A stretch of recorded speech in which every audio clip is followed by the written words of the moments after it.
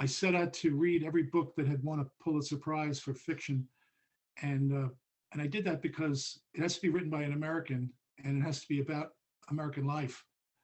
And I read them from one end. I read first the first one that was awarded, and then the current one, and I worked my way toward the center, which at that point was 1964, a year in which they did not award the prize.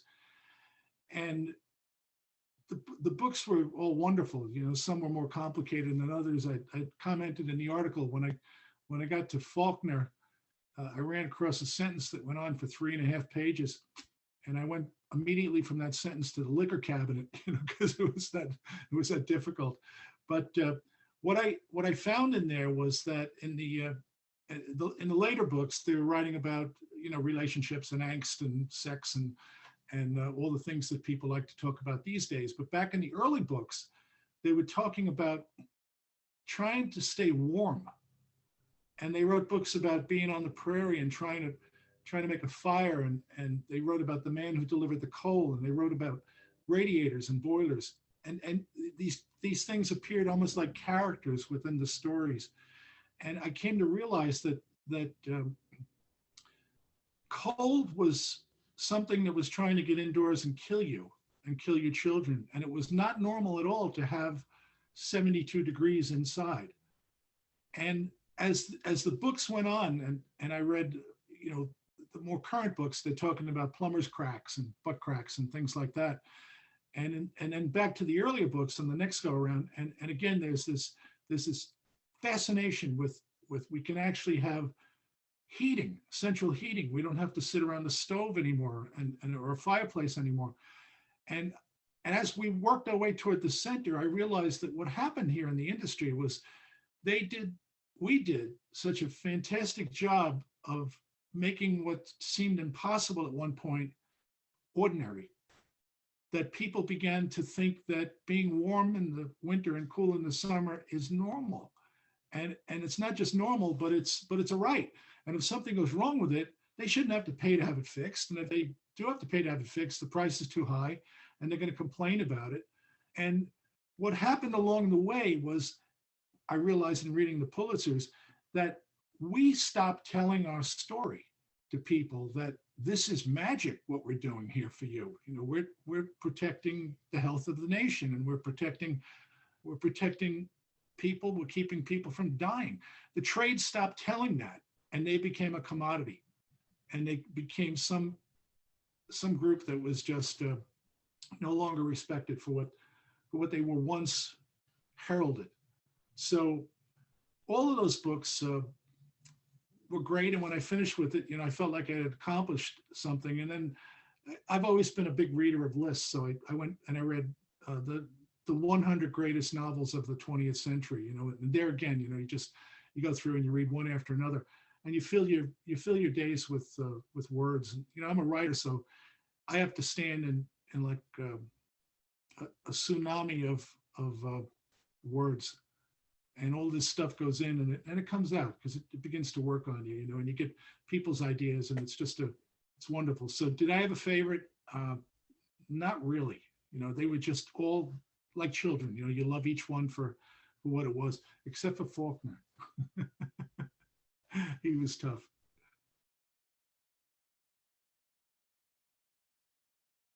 I went to a junior college, and I studied police science. This was from 1967 until 1969. And I did that because when I was in high school, I had a very, very bad time with numbers. I have something called dyscalculia, which prevents me from doing multiplication, addition, subtraction, division in my head. I can't use a tape measure. I can't figure tips in a restaurant. I can't figure tax. It's just something that's in me. And I guess, you know, what you lack in one area, you pick up in another. And I just excelled in words, because everything to me is visual. So I somehow wound up in this junior state university taking police science, because my last name is Irish, Holohan, and I'm big. So my guidance counselor said, "You're going to be a cop."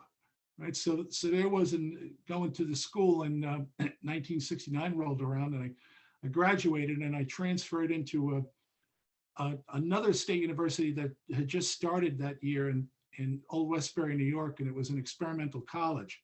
It only lasted 1 year.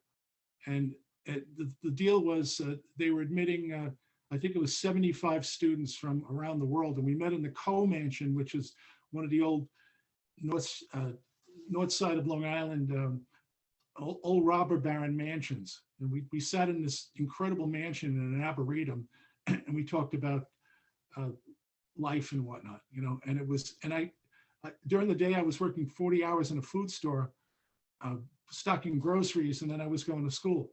And I realized that those two worlds were not mending well. So I dropped out, and now I was 20 years old.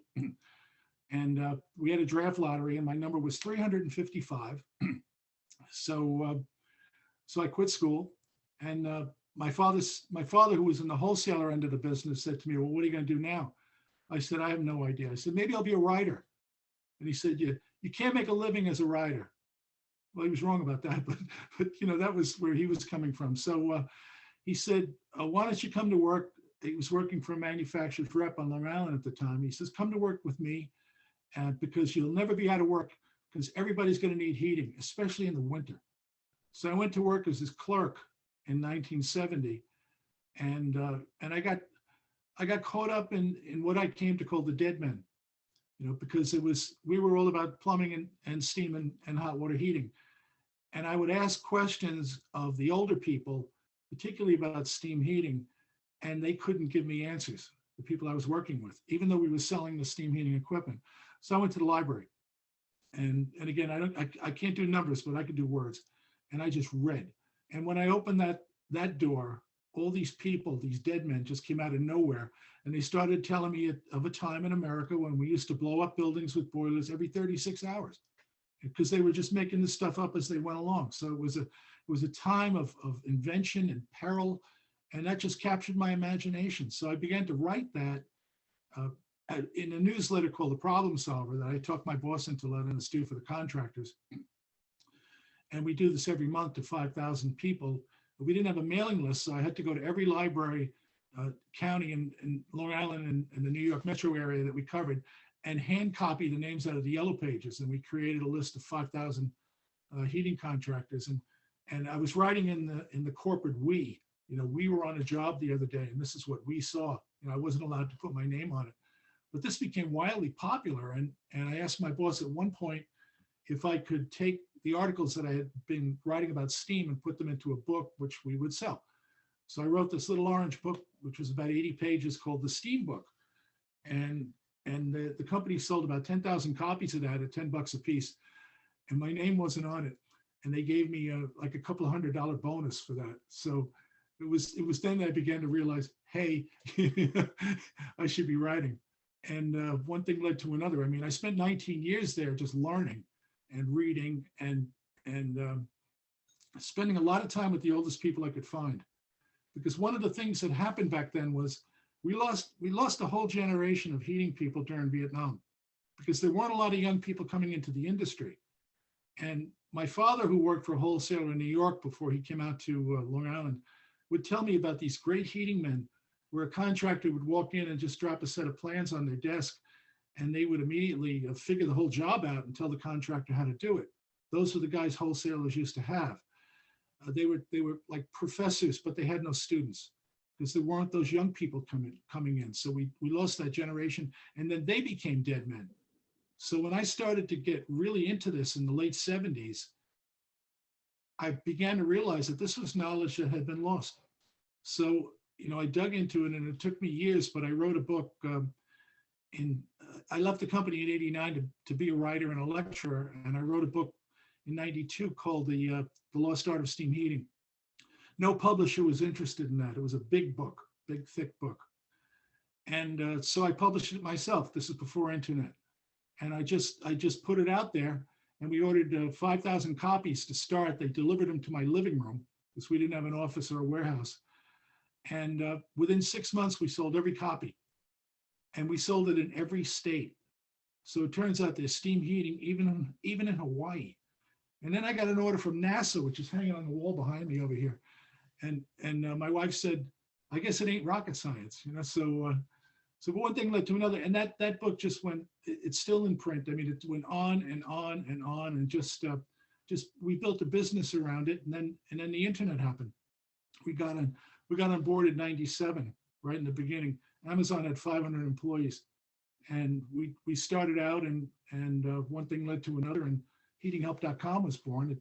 I retired from that in 2016. My daughter Erin Haskell bought the whole business from us, and she runs it now. So that's my story in a nutshell. It's been a great ride. For more video and podcast content, be sure to subscribe at our websites for Supply House Times, Plumbing and Mechanical Engineer, and Plumbing and Mechanical.